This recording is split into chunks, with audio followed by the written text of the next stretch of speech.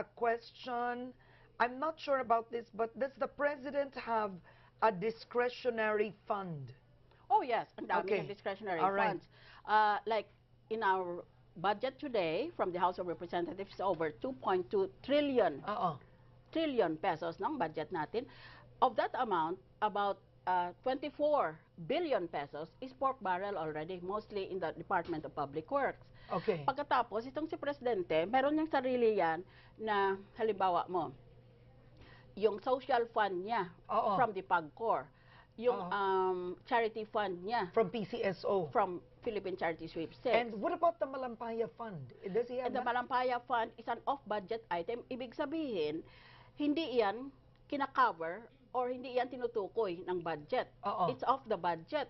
Dapat yan on budget yan. But should the president give up Malampaya his is pork? 130 billion. Yeah, 130 billion.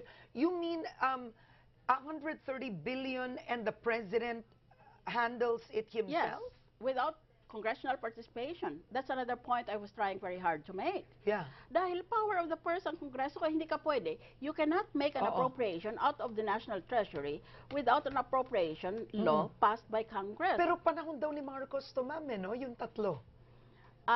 Well, so what is the point? Oo. If it was illegal before, it is still illegal today. You still have to ask Congress for permission to spend any amount. You cannot say, ito hindi ito covered. So ng should the budget. president give up his pork? Well, yes, if he wants to set his moral leadership. You see, there's such a lot of moral energy among the people now. I don't think anyone can afford to ignore it. So, if he wants to keep his moral ascendancy, it should come from him, motu proprio, as the lawyers say, from himself. Nasabihin niya, since anything I do will be pursuant to law and I'm not going to have any kickbacks or I'm not going to steal these funds anyway, sige, ilagay niyo lahat sa budget.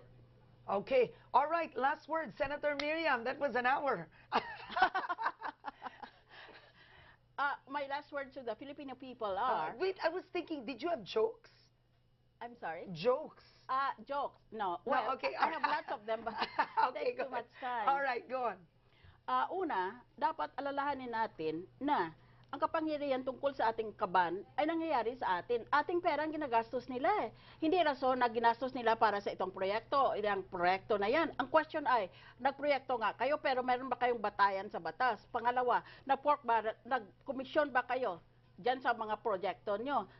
Magaling kayo maglista ng pinuntahan ng pera nyo, pero nagtanggap ba kayo ng komisyon ninyo dyan?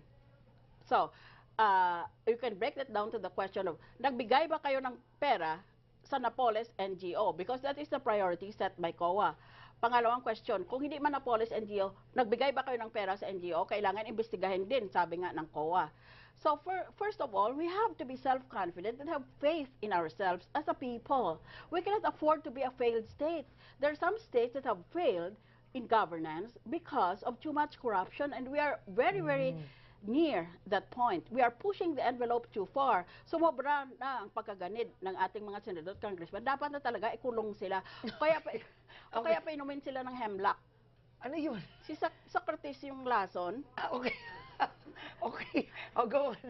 Because sabi nga daw nila in other Asian countries, at least the corruption is 10%. Right. Hindi sa atin. Hati 50%. Okay. Grabe. World record yun sa Guinness Okay.